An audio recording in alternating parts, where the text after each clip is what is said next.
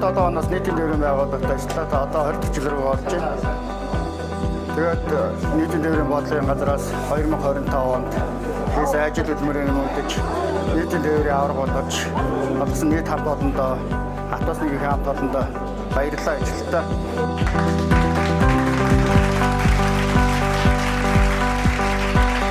Нийтийн тээврийн салбарт 10 гаруй жил ажиллаж байна. Авторнал төрөд компанида тасралтгүйгээр 11 дэх жилдээ ажиллаж байгаа.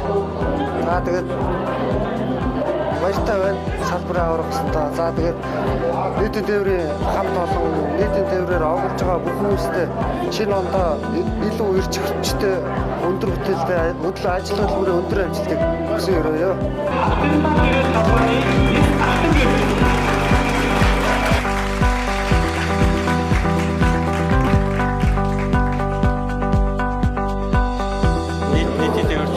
Хамт олондоо энэ ойн баярын мэнд хүргэе.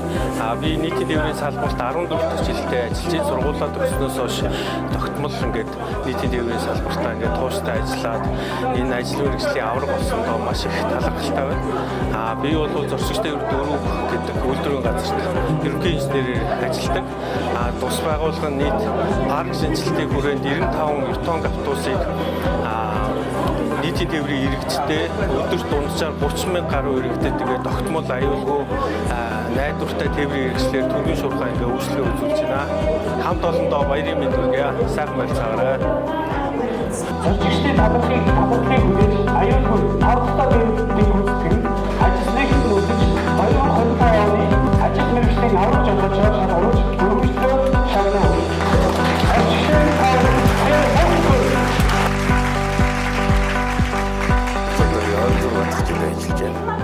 Жолоочор ажиллах сайхан тал нь одоо зорчигчтойгоо өглөө уусаа зорчигч аваад гараад ороогүй хөлтөө яд зорчигчтой хүндэг харьцах.